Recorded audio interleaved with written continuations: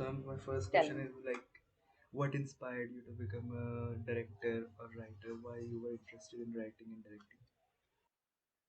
Uh, there's no straight answer, right? Like there's no like one answer to this.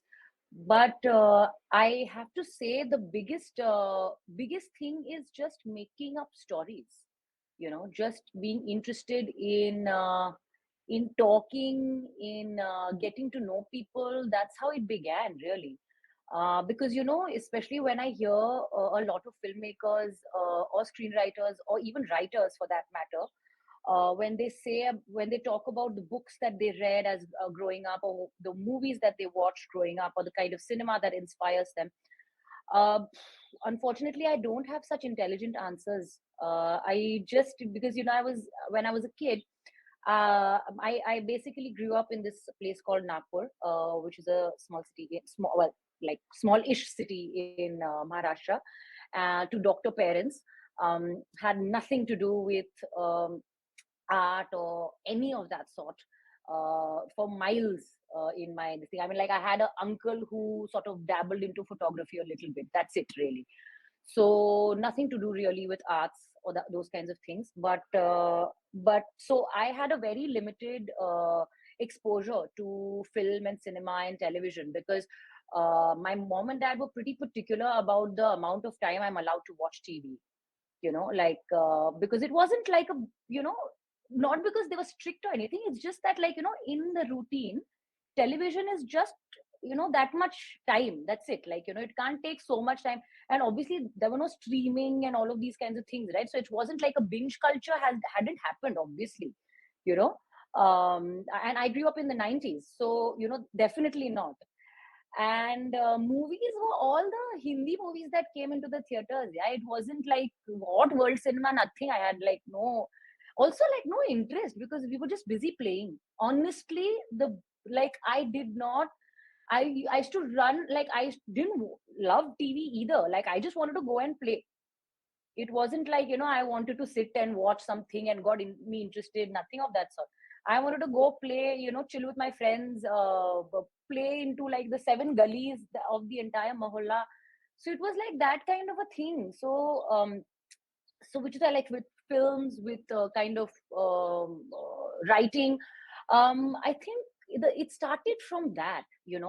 I'm every time you meet somebody, it's almost like you become imprinted by them, no, by their story, by their energy.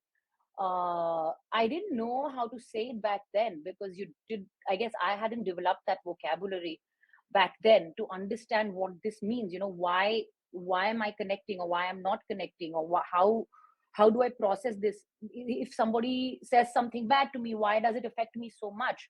Those kinds of little things. So life, yeah, really, like just living life, I think I would hope. Yeah. Okay. So And ma'am, inspired me. what they wanted you to become? Like they were doctors, so I'm very lucky. They never really pushed, honestly. The only time they little bit pushed, I guess, was after my graduate. Not after my graduate. Sorry, after my 10th. For like, so in Maharashtra, 11th and 12th is not school. It's college, like junior college is what we call it. So they wanted me to take science when I did not want to take science.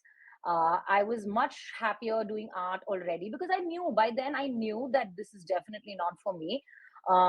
Also, honestly, I found it super boring. Like, I just did not see any real value in it. And I'm the only child. So I have to say I am pretty spoiled. So I speak my mind. It's not like, like I was like, oh, how do I tell my parents? I was pretty sure I didn't want to do it. I didn't like it too much. I also, it's weird, like when you grow up with sort of these in a science oriented environment, at a level you start hating it almost. I abhor it. So even after, like even now, like a lot of my friends, even though they might not be in the same fraternity or the same industry or doing art or whatever, uh, a lot of them, I can't hang out with engineers. I just can't. I'm sorry. I know, I'm so sorry that I don't mean to be an ass about it, but I just don't see any real, I don't know, I just don't connect, so I think that is where it starts. Like, it started, like, when I was in 11th and 12th and I hated science and I had to do it.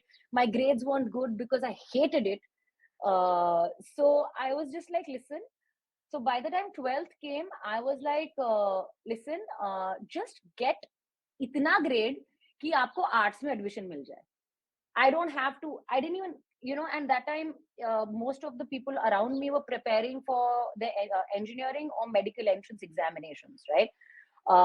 Which was just, I'm just like, it just, it sucks the life out of me even thinking about it.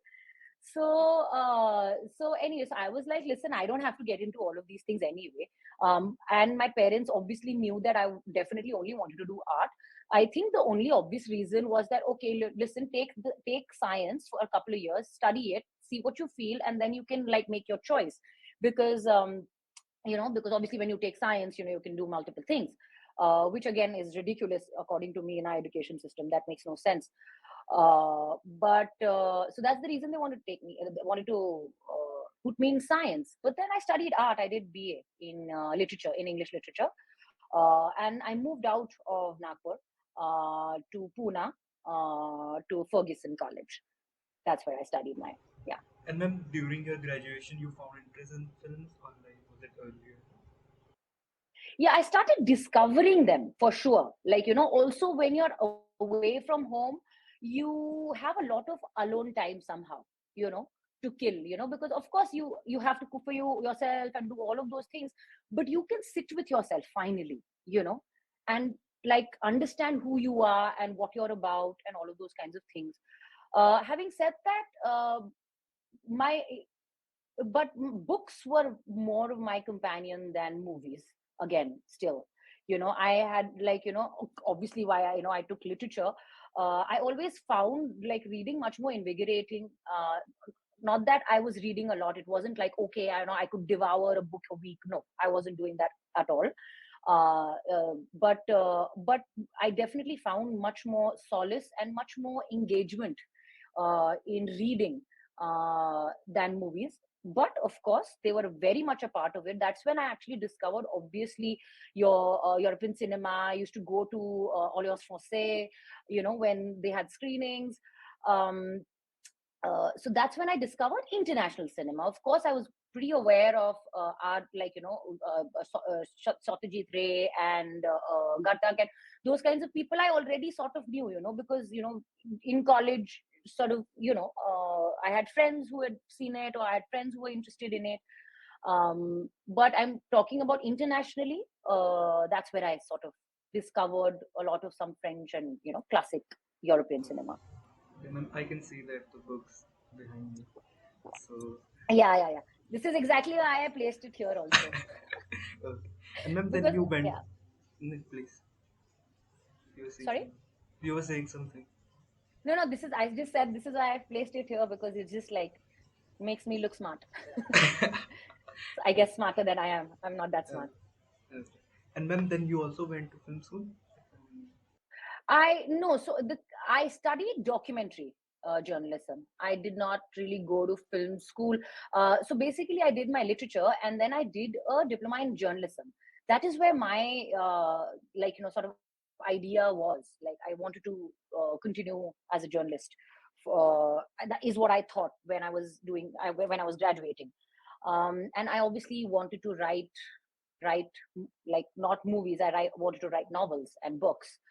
That is definitely like something that I really, like, from the bottom of my heart, wish that I can do one day, even now.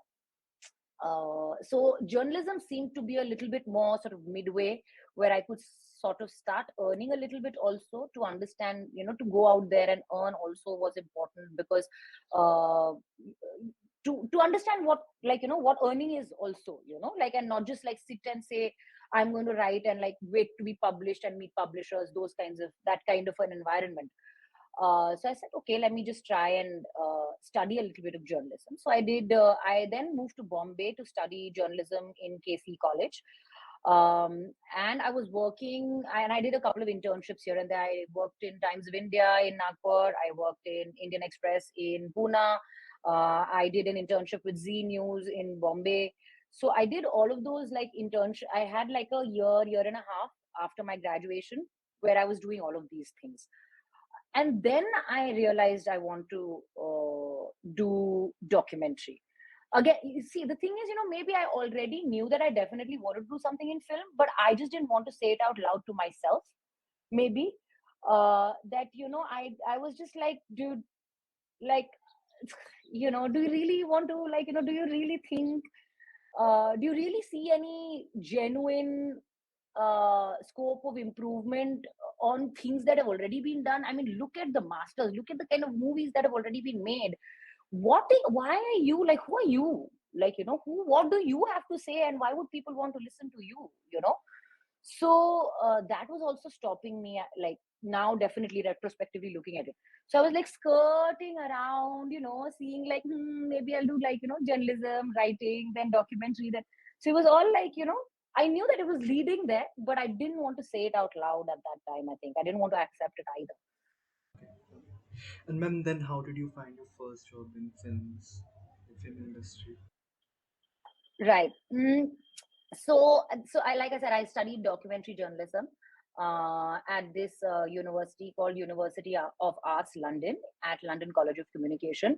Again, I'm super lucky that my parents were absolutely supportive of me going and studying documentary. Just imagine spending money on your child to study documentary, which is definitely not going to make the money, which is going to, like, lead that child to nothing. So, but so it's like a big, I mean, it is honestly, like, I always say I've been very, very lucky. Parents were really supportive. mm, so then I studied there. I studied documentary journalism there, and I made my student short, which at that, like I said, at the time, like I said, I didn't want to, like, accept myself as a film, like, I wasn't sure of my filmmaking identity. So I literally only just put it out on YouTube. I did, like, no festivals, nothing. I didn't even, like, think about, submitting or whatever. And thank God, because it's a bad film. Like, it's not a very good film at all. But you're welcome to watch it. I'm, like, just putting it out there. Welcome to watch it. It's called The Others. I'll send you the link. Just see. It's just on YouTube. Um, so I put it out there, just, and also, like, when we were told to make our student films, we were given a long list of rules. So there was no background music allowed, there was no exterior sound design allowed. It was literally, you shoot and you edit. The sound that you have from location is the sound you got, bro. So, of course, you can enhance it a little bit here and there, but it can't be, like, designed and, all of those kinds of things. So it was a very basal. It told you to go down to your basal instinct as a person who looks at what is your view of the world, you know, just as the basic level of filmmaking. And I think that is common, irrespective of whether you are making a documentary, whether you're making whatever format you're making. That instinct, I think I should really thank that course, that it developed in me. So to listen to yourself, to have that conversation, to be connected with yourself as a maker, that's where I learned that. After that, I researched on a couple of BBC documentaries, which were shooting in India. And then, I mean, my plan was always to come back. And at that time, um, they used to have something called the post-study work visa, which for masters, like people who've gone there to study masters, get like a couple of years extension of their visa to, you sort of try and find employment in the UK. My year happened to be 2012, which is when the London riots happened, which was like the onset of Brexit. So they scrapped post-study work visa during, like, my time. My year was the first time that they scrapped post-study work visas. I think they began it again, of course, after 2 or 3 years. They scrapped it during my time, but I still got it. By the way, I applied anyway. I said, one never knows, so I still got it. So I could still at least start looking for work there, and not be, even though I wasn't physically there because I had to come back. My visa expired. So I started looking, and then that's when I booked jobs of, like, doing some research on some BBC thing, something from the alumni, and those kinds of things. But it wasn't like anybody was laying the red carpet for me here either, like literally nobody, like, of course not. And I'm not even based in Bombay. So, I'm like, my parents are in Nagpur.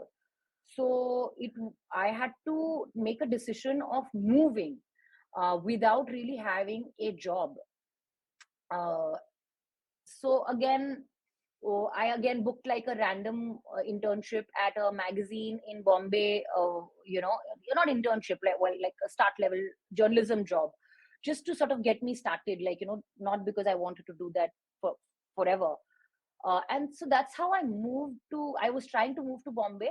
In the middle of that, there was a film festival at that time that happened in Nagpur, and I was covering it for this magazine. And so I started freelancing as a journalist, right? uh, so I also was freelancing for Times of India in Nagpur. So they had a film festival where I met a Marathi filmmaker called Gauri Sarvate. She had made one film at the time, and she was making another movie, and she said, hey, why don't you like come, if you want, to Pune, and we'll see where it goes. So I just like forgot everything. I'm like, okay, yes, I'm going. I just told my parents, listen, I have to go. I don't know, like, we'll figure out, like, just give me 2 or 3 months. Let me figure, like, where this thing goes, if it goes anywhere or whatever. And they're like, okay, fine. Like, it's just a matter of 2 months. It's not like, I could do anything in Nagpur anyway. So then that film never happened. Again, thank God. It wasn't a great script at the time, but it's okay. I mean, like, we were just starting off. That didn't happen, but that got me onto a set of a documentary, which like a small little NGO was making in Pune. Uh, and after that, so once we finished that documentary, I was like, listen, this is like, that was my first time on a fiction set. Like, it was basically a fictionalized version of things that they wanted to say. So basically, it was about women health issues, and there were about 3 or 4 episodes, and they made each episode about women health issues. And these sets of episodes were made for women laborers from, like, construction sites, etc. So we were not making it for, like, the audience, like, at large. The audiences was these people, like laborers, construction workers, those kinds of people. So that was, like I said, it was actually done like a fiction set. And that is when I was like, listen, I have to do this. Like, I mean, there's no other way that I can't live. I don't know how, what else to do. I just don't, because also, like, journalism also gets boring at after a point, like, it's like, हाँ, ठीक है, मतलब, it's like still becomes a job only. It's not like, in your head you might think that you're doing something, like, which inspires you every day, or you cover new stories. It's not like that. It's a very skill oriented, like, da da da da, like, very job. You go in the morning, desk, you go, keep making cold calls. It's very like that. So I said, listen, this is what I want. So, and that's when I moved to Bombay. And my first job was with Mr. Makran Deshpande, who is a prolific actor, filmmaker. And he, funnily enough, he gave me like, the film that he was making was a Marathi film. It was a very small Marathi film, one locations with 5, 7 sub locations. And he put me on as a first assistant director and a script supervisor, because it was a small film. So, it was just like 4 of us. Some of them were from his theater group. So, it wasn't like they had been on film sets or whatever before. So, yeah, that was my first job in Bombay as a, yeah, in film. Ma'am, you have worked as a script supervisor and assistant director in a lot of films. So, what is the Yeah. job of Script supervisor and assistant director, if you can explain it. Yeah. So essentially, when one begins a film, if I'm a director or a producer, of course, each department has what we call a head of department. So your production designer, your director, your costume designer, your sound designer, all of those kinds of people. And of course, there are assistants in each of their teams. Now, first is the, like, if I say an assistant director, usually for a feature film, there are on an average at least three or four, if not more, assistant directors. So you have the first, the second, the third. This is just the basic sort of breakdown of it. And each of these assistants have a particular job. First assistant director is supposed to make, the biggest job is to make the schedule. How are you going to shoot the film? Okay, so how each day is going to be planned. You've given me, like a script is, say, whatever, 90 pages, 120 pages. Okay, I have, say, whatever, 10 days to shoot. Depends, right? Like, for example, if I have 10 days to shoot this, how am I going to shoot it in 10 days? How am I going to fit each day, what scene I'm going to shoot after what, etc., etc., etc. Which is a very tedious job. It's a very sort of, it's quite mathematical, and it's quite logistics oriented. Right at the beginning, assistant direction job, as much as it has definitely creativity, but it is very logistics oriented. So whoever it is thinking that, I'm going to be there and making my own movies and dreaming on the set and seeing, that's not going to happen. On set, you are a robot. Okay, so you wake up in the morning, you're going to be there right at the beginning, going to make sure that all my actors are ready, all of those kinds of things, the back end logistics that it takes. So that is essentially, first assistant. Then second assistant director is to pad him, to make the call sheet each day, make sure that all the actors are given the right information, all of those kinds of things. Second is somebody who usually deals with, is basically the liaison between the costume department, or the art department, and the direction department. So any communication, all my list of requirements, etc., that have to go. If I'm the director and you're the AD, you're the second AD who's, say, for example, liaisoning with the art department. You are supposed to be the person who is supposed to take all the information from the script first, then ask me how my set is going to look like, what are the requirements, what are the action props, all of those kinds of things. And a third assistant director is on something like a tertiary cast, or when we say tertiary cast, it's basically actors who are, say, coming in only for one day for a line, or say the crowd, or the background action is what we call it. So those kinds of things. So assistant direction job is a logistics oriented job. Internationally also, it is supposed to be a production job. Even though it's called assistant direction, it is essentially a producer's hire. It is not really like, because honestly, I mean, of course, all ideas and all discussions happen together with the director. It's not like, you're sitting and like working in isolation. So you get to learn a lot for sure, in terms of creativity and in terms of what vision that the director or the filmmaker wants to make. Mm, but having said that, it's still an executionary job. And coming to script supervision, now, like I said, so script supervision is a completely different department. A lot of times it is bunched in with the assistant direction team, which is okay. I mean, I didn't mind doing it. But technically, it is a completely different job. You're not an assistant director when you're a script supervisor. A script supervisor is somebody who is just, on a very basic level, is the liaison between the filmmaker and the editor of the film. So I keep log. I, as a script supervisor, will sit next to the director on a set during the shoot, and I keep log of all the things that are like an okay take, not okay take, something within the take that the director likes. So anything that the editor will need for getting the edit ready, getting your lineup ready, basically making the movie, right? And of course, like these days, I mean, I've never worked on film, unfortunately, I've only worked on digital since the time I've in movies. We've gone digital, most of them. So in digital, what happens is, like, you have to keep a log when you're saying okay to a take two, but what clip is the one that we're talking about.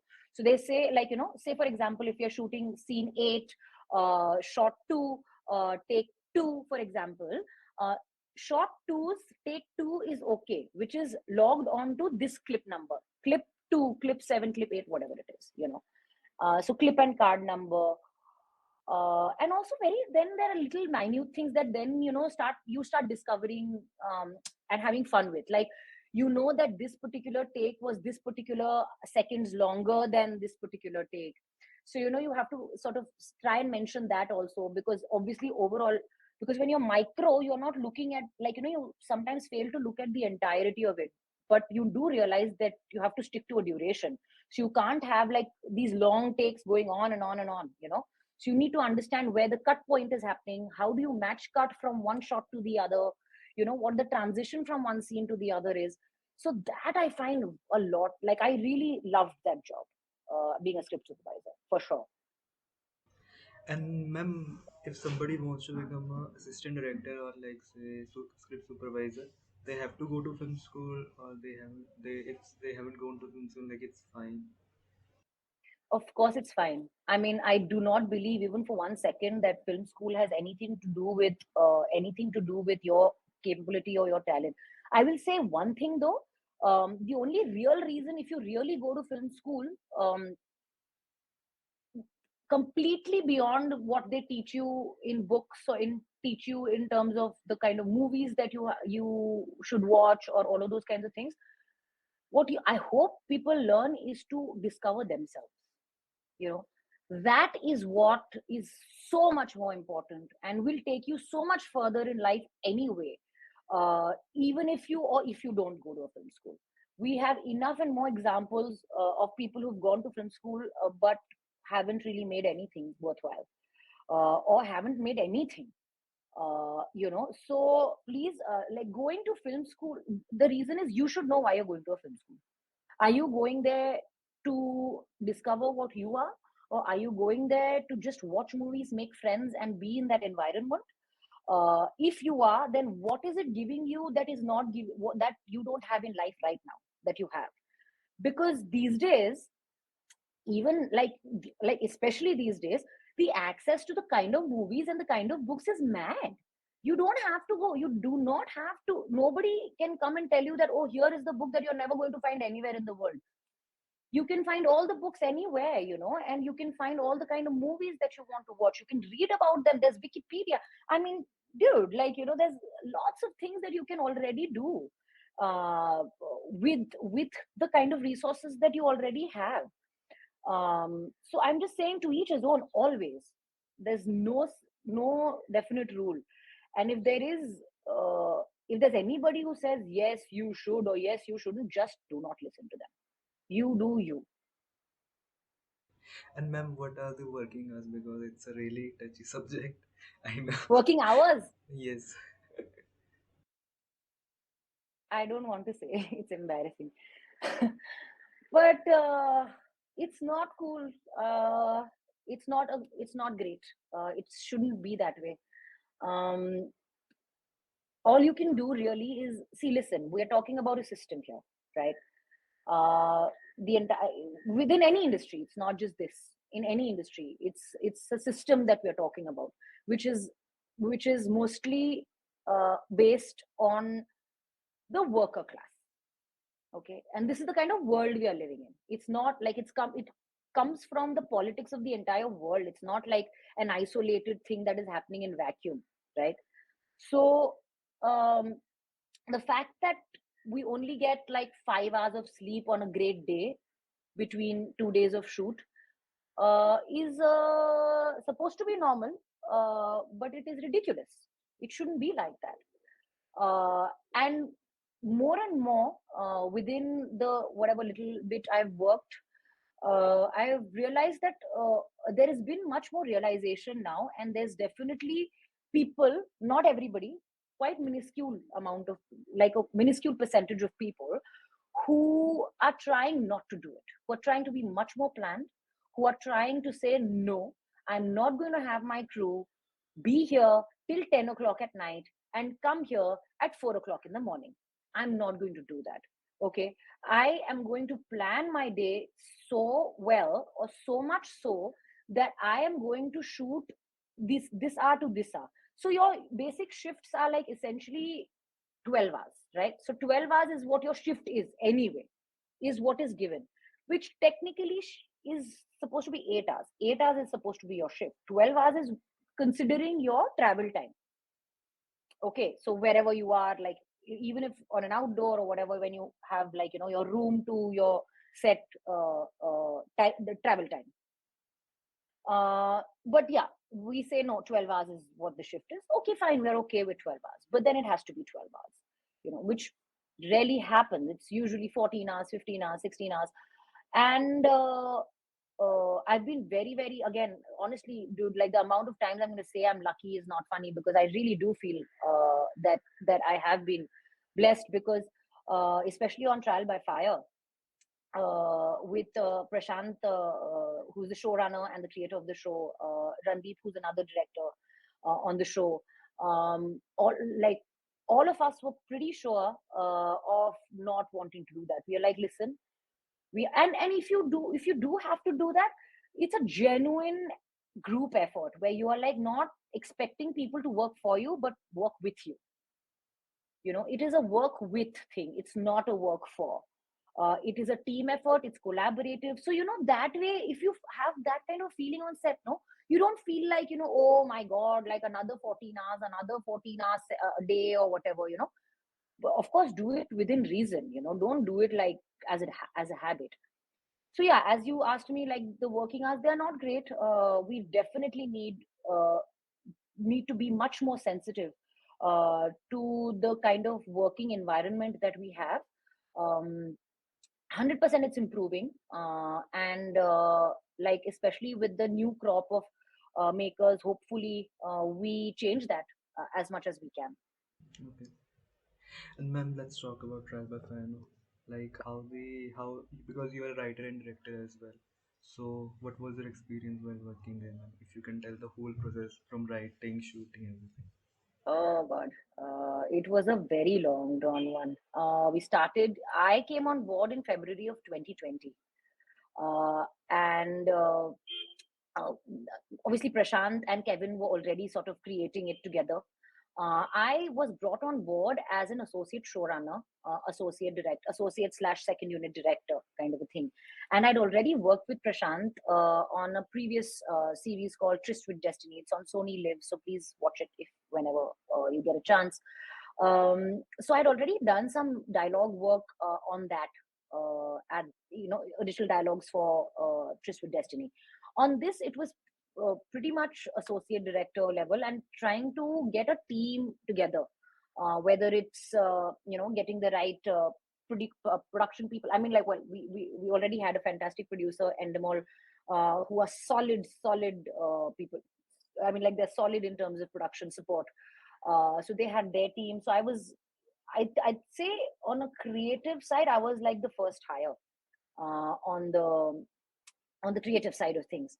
And I was so glad, because the I say anything, any little good thing also that you see about Trial by Fire is because I mean, a lot of it is because of the kind of time that we gave it, and the time and the love and the care that cultivates because of the kind of time that you're spending on it, is something that you really can't take away from.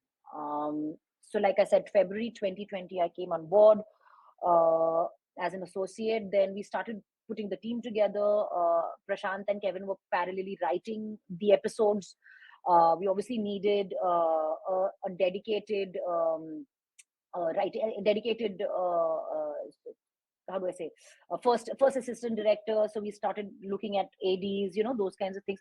So we essentially started to build a team. Okay, getting the right kind of people. We started casting very soon, and very soon we were in lockdown, because February 2020, this thing, and what March, April or something, we went into lockdown. April, May or something, we went to lockdown. So obviously it was like start, stop, start, stop. We don't know whether it's going to happen or not.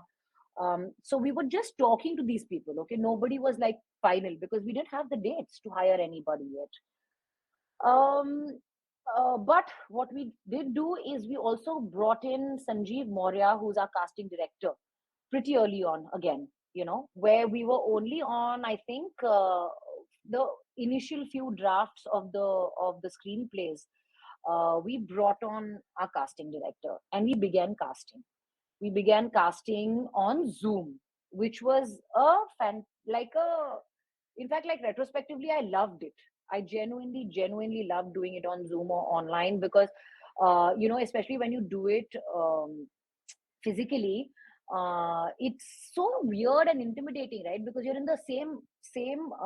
Just imagine for an actor, you walk in, okay, you see this row of actors who are here for the same role, or maybe that energy must be horrible. I'd say, it's really, I feel, I know it's convenient, but so unnecessary to make somebody go through all of that and then expect that person to perform. You know, it's like going on a competition every day. Why? It's so sad. So the Zoom auditions were great because everybody was doing it from their own houses. We used to give them a time and we used to say, okay, here, I mean, obviously give them all the information that they needed in terms of the characterization, etc.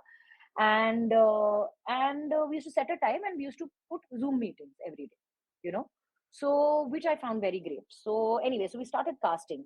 Prashant was also doing it remotely. Prashant lives in Mallorca, Spain. So he was obviously, again, also, he couldn't have been physically in the same room anyway, so it was great because he could also join in whenever we sort of had a so we had a long list, then we had a short list. So then when we did the short list, Prashant came in, and then Prashant also sort of this thing. But me and Sanjeev had a great time doing it. Like, just, it was also very lovely because it was like a mom and pop shop for a long, long time. Even though we were doing like this big series or whatever, but it was very like intimate because, because of the lockdown, because very few people on board. And so we started doing that in during 2020, and I think 2020 and sort of towards the end of 2020 is when we started really having an idea of when we can actually go on floors. Because by then, like, we had more control over COVID, and we thought that, okay, now maybe in 2021 we could sort of at least finally go on floors, those kinds of things. By then we already had then all our major HODs attached to it. Netflix was more than happy to. I mean, Netflix poor guys were also like trying to figure out when we can go and shoot, right? Because they also did not want to do it uh, without any safety measures or whatever. Um, so 2021, I think we started shooting. Then again, the second lockdown happened, so we were stopped for a while. So it was just like some of the days it was just never ending. It was just like, bro, I can't, like, just to keep on keeping on is was getting a little like, to everybody, everybody was just getting tired. um but the biggest thing was, we knew that we were doing something which is real also. That sort of always was at the back of our minds. It wasn't like, "Haan, theek hai, we're doing something like," what I'm saying, like, it has to be said that urgency of wanting to do this was something that just was inescapable, really. And we were again lucky. We were so lucky to have the kind of people we had, man, on board. Everybody, all our HODs, all our assistants, everybody felt like uh,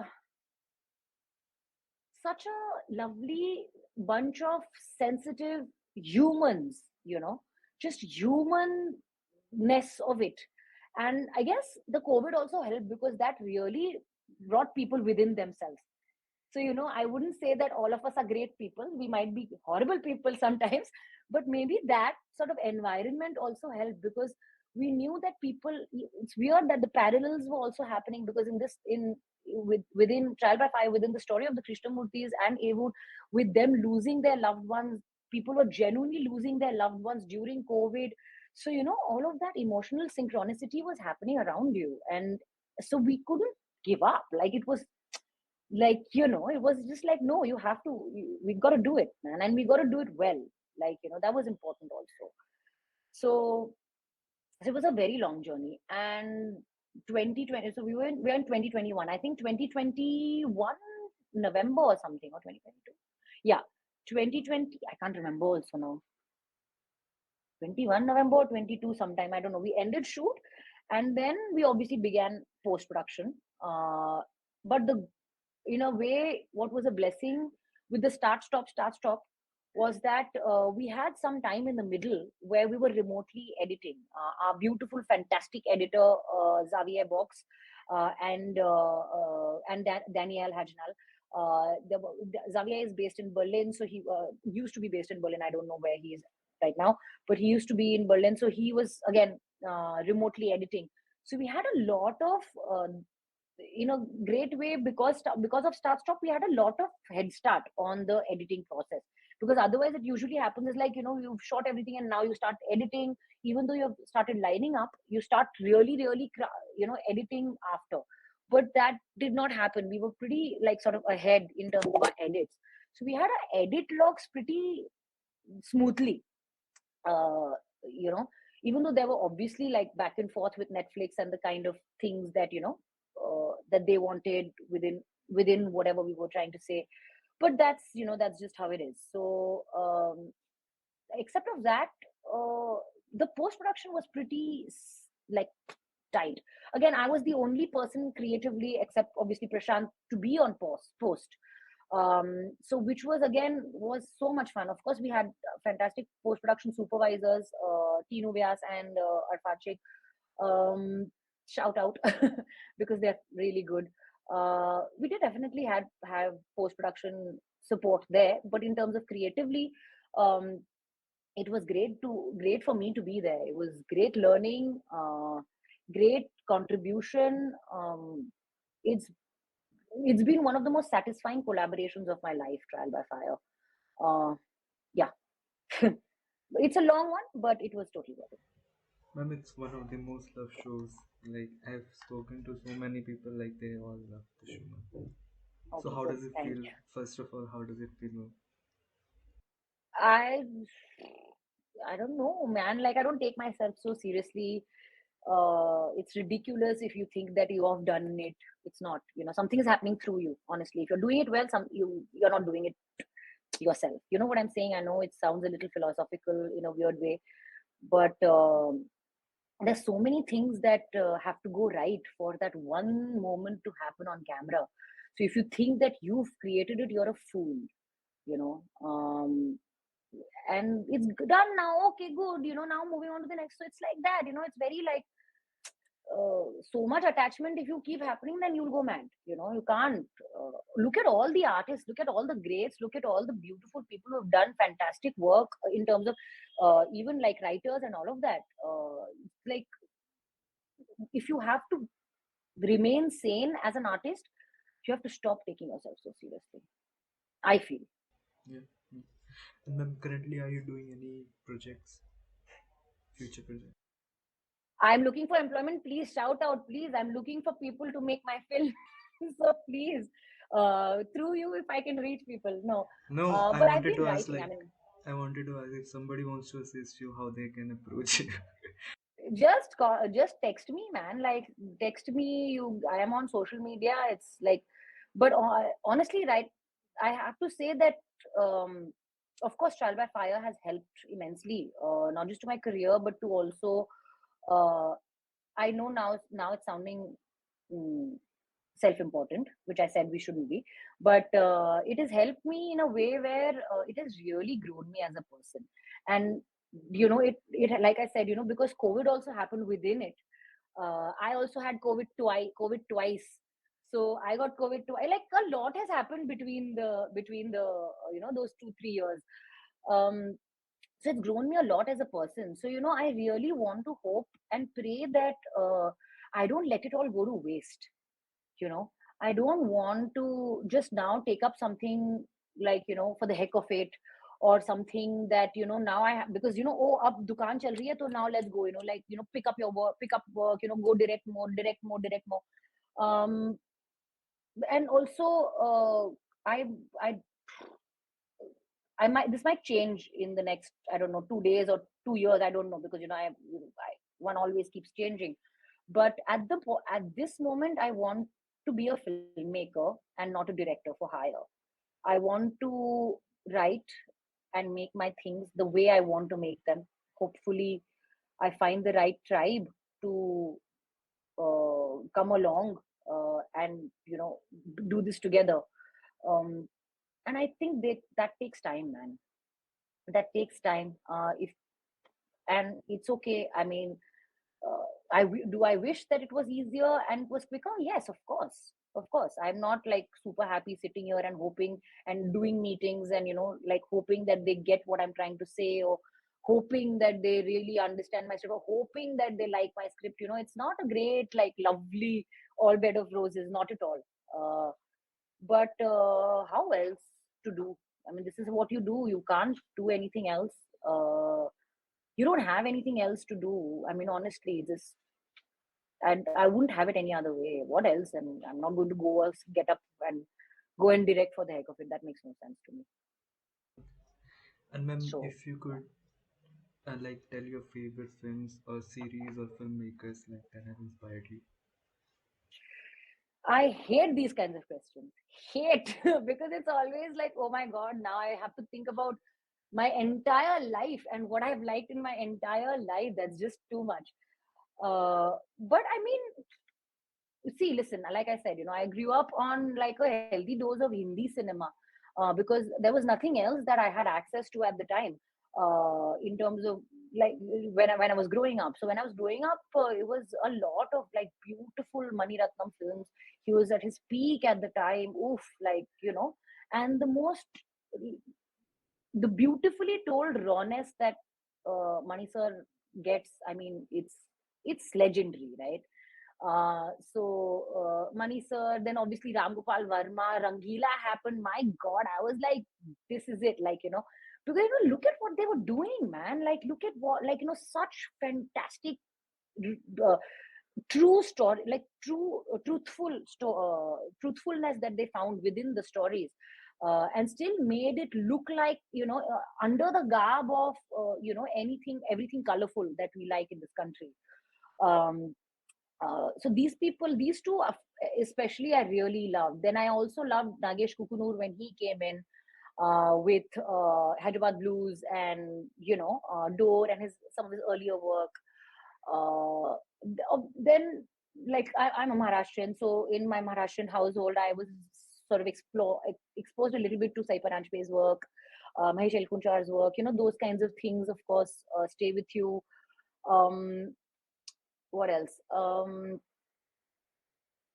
Actually, my parents, even though they were pretty strict with my television time, they were absolutely fine with music. So my parents both love classical music. Uh, I mean, actually, any kind of music. And so Hindi film music was very heard in our house. So they used to listen to it morning, in the evenings, with their chai, that kind of a thing, whenever they had the time, that is. Uh, so music, I genuinely enjoyed. I mean, everybody, like, all the way up from Mohammad Rafi, and all of those kinds of, and Kishore Kumar, obviously, to up until the 90s, because then that is when things started getting a little like out of hand, according to me. Like, 90s was very like, which is why then obviously Rahman and all of those kinds of people.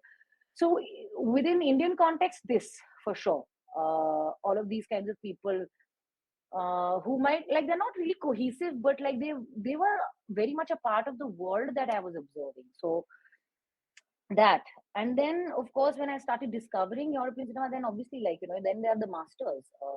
There's Tarkovsky. There's very recently, not very recently, but like, I hadn't I mean, I hadn't watched a lot of his work, was Louis Buñuel, the Discreet Charm of the Bourgeoisie. Oof, like, Absolutely love the scathingness and the unabashedness of it, like, and still done in a very classy way, if I may say. Like artistic way, let's say, like, it's still like, artistically done. Then obviously there's your, I don't know, like, in French New Wave, there's Verda, there's Eric Romer.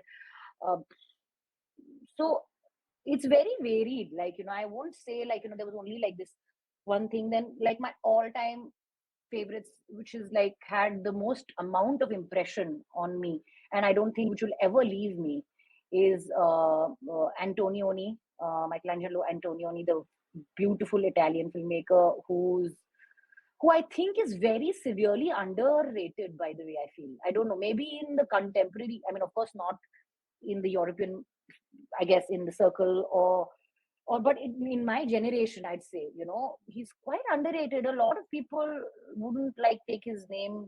I don't know, maybe, or maybe it's my reading is wrong You're correct. completely. You're correct. Actually, Yeah, most of his film, like Red Desert, was like yeah. Kurosawa's favorite film of all time. He even recreated it. Yeah, and actually, like all of them, like La Notte, I mean, all the trilogy of this, and obviously, hell, Kundan Shah's Jaane Bhi Do Yaro is a blow up. Guys, come on, like, of course it is. So I mean, he's really inspired. Listen, Kundan Shah has been very this thing. If you actually see Jaane Bhi Do Yaro, the park where they actually click the photograph is called Antonioni Park. It's called Antonioni Park. Yeah, exactly. I mean, it is taken from Blow Up. The concept of Jaane Bhi Do Yaro comes from Blow Up, and Kundan sir was obviously smart enough. He has seen it. Look at his compositions. Like, obviously it's super Antonioni-esque. And like I said, like, just leaving it out there, like, giving that park where Nasir sir and Ravi Baswani's characters click the photo, it's called Antonioni Park. I'm just like, bro, like, obviously you've done it. So yeah, those kinds of people. And in a contemporary, like much contemporary, like this kind of generation, I'm loving the work that art I again, I might get the pronunciation wrong, but Archipicton Varisat Call is doing. He made this film called Uncle Memoria, Bong and Mein, Uncle Bong yeah, Mein Ho. yeah, yeah. So that him, I loved Memoria so much. um real transformative experiences. uh, and of course, Kurashmaki, Aki Kurashmaki. Um, I'm just like, I love anyone who has distinct written all over it. Now we all know that everything has been done before. Okay, everybody has said what you want to say. You are not like somebody who, like, I mean, ultimately, you're going to probably say the same themes that Shakespeare has written about, or whatever, like, in terms of like themes of it. But to have your distinctive take on it, you know is can only come from within you, at least is what I believe. And if it's not coming from within you, and if it's coming from an outside source, it will show it will show, and people are going to catch up on it. uh, Not that I'm not saying that you want to do, like, you're not going to purposely cheat people. I'm not saying that. But you, people will know. And forget people, for people are nothing. You will know. you know you have to know. You need to have, like, like I said, coming back to what I said with going to some school or whatever, you have to have the most honest conversations with yourself on an everyday basis. Be in touch with who you are, what you are made of. Tell yourself that you have to grow. Be whatever it takes, do whatever it takes. Don't be an ass about it. Like, don't be ruthless also, because otherwise, that's not mentally great for you either. But do it. Just have conversations with yourself. Be true to yourself. And honestly, beyond the point, do not give a crap about people. As much as I love that people watch your work, and of course we all want that, but I'm not going to reverse engineer my life according to people. That's out of question. Ma'am, thank you so much, ma'am, for joining. Such a pleasure to It was a interact with. long conversation. So sorry, like No, I might have no spoken problem. like a lot. It's like I'm one of those who doesn't speak, so it's better if someone speaks. But you should go to Nepal, dude. What are you doing? Like Why aren't you going to Nepal? I'm one of those who don't go out. Like I You like, should try it once, and then you'll fall in love with it. yeah, we'll Are see. you born and brought up in Chandigarh? Sorry, Jalandhar. Jalan, Sorry. yes, yes, Oh, that's lovely. one. That's. Are you Have you studying been? right now or you're working? I'm working as a web You're developer. working. Right, got it. Yeah. So thank you so much for getting in touch with me. I really appreciate it. Also, this is my first Oh, wow. interview. I don't know No pressure. No whatever that pressure. was. No pressure at all, please. I have made enough of a fool of myself, I'm sure. So No, it's no. okay. You did great. You did great. Yeah.